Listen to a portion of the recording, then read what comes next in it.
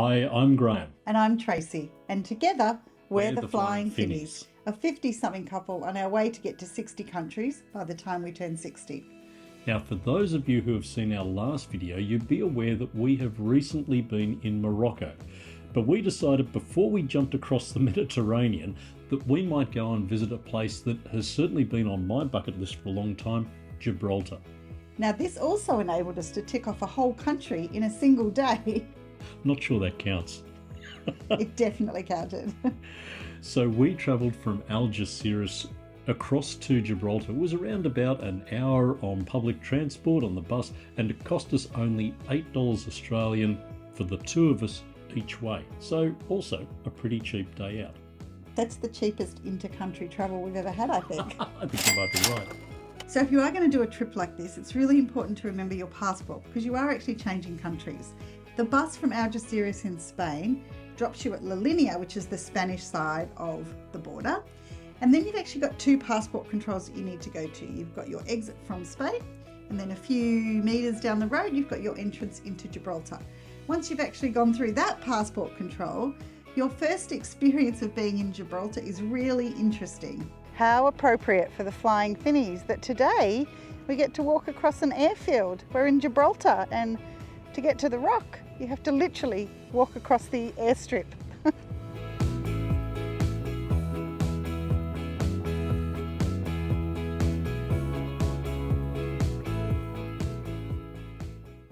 So it kind of goes without saying that the main attraction here is the Rock of Gibraltar. And getting up to the top of it, where all of the stunning views, and importantly where the monkeys are, there are two options open to you: the cable car or taking a walk up the rock itself. It probably goes without saying, for those that have watched our videos before, that we took a different approach to getting to the top. Not sure Tracy was too keen for the walk. Definitely not. So the cable car was great. The advantages obviously are that I got to the top of the hill without breaking a sweat. And I got some fantastic views on the way up.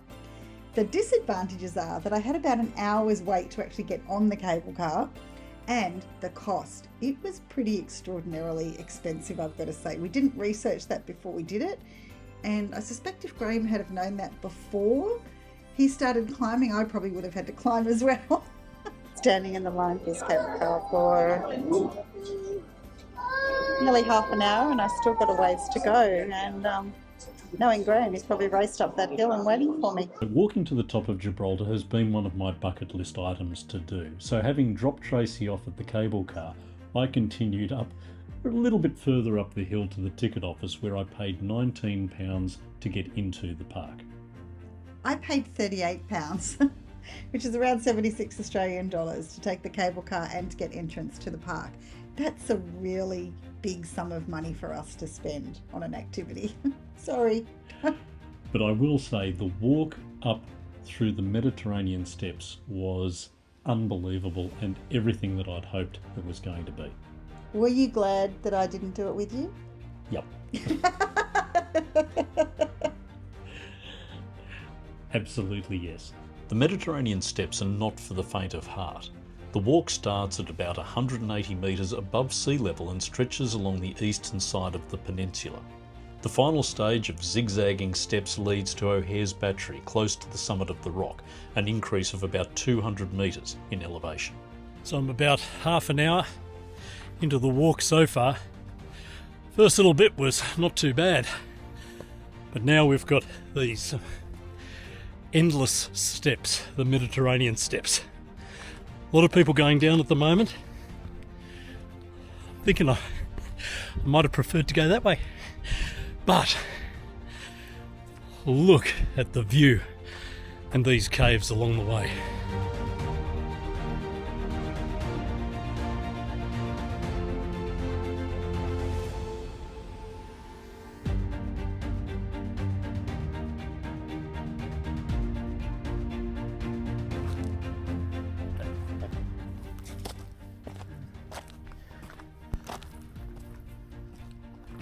G'day.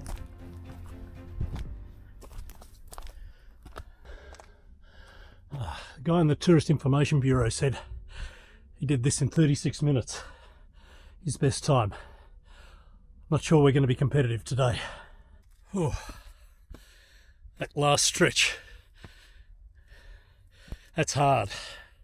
But now we're on top of the rock and it's fantastic.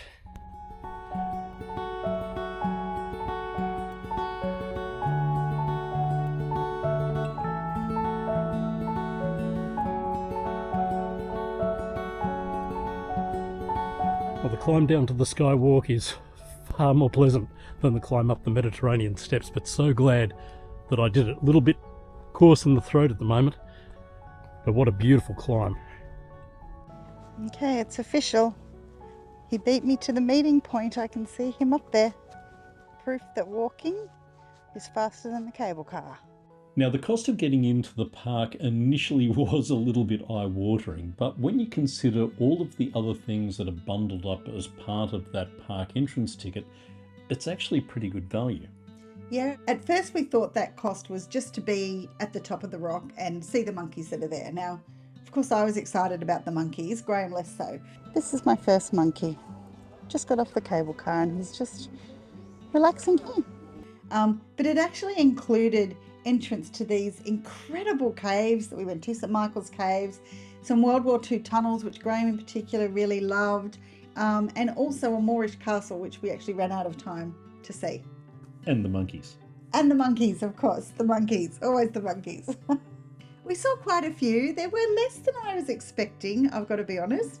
But those that we did see were really interesting, as always. Same rules apply as usual with monkeys. You've got to be careful with food. You've got to be careful with your belongings. But I didn't see them stealing anything from people, just trying to get food really from people.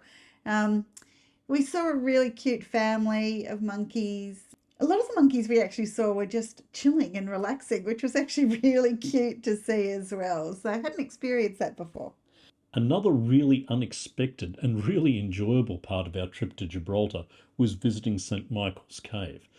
You get access to the cave through a short tunnel, and then it opens out into these absolutely magnificent limestone caves. Yeah, I was not expecting that. When they said a cave, I was expecting almost like a bolt hole, a safety bolt hole for like military personnel or something. But it turns out to be a really extensive cave system.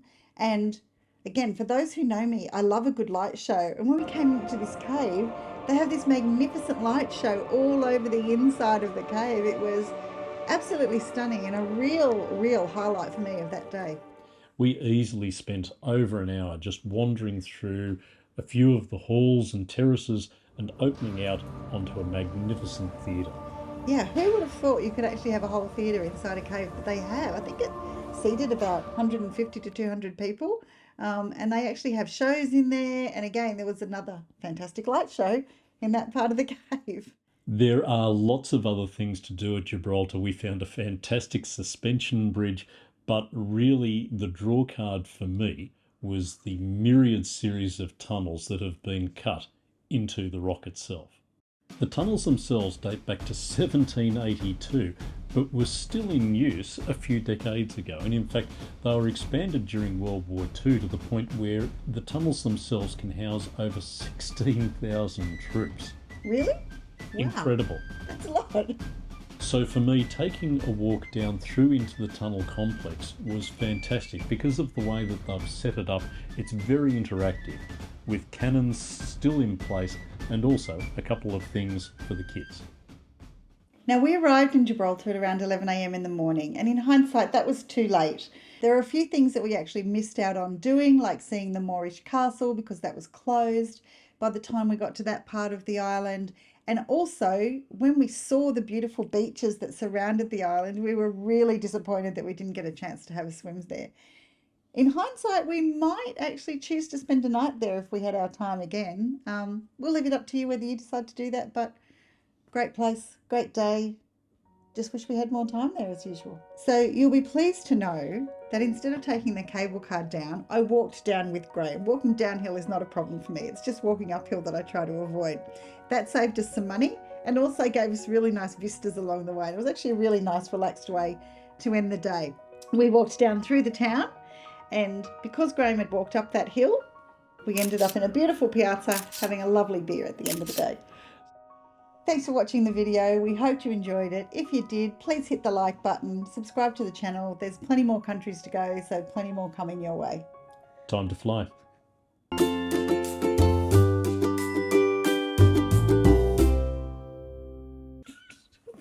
I don't know what I was trying to say there.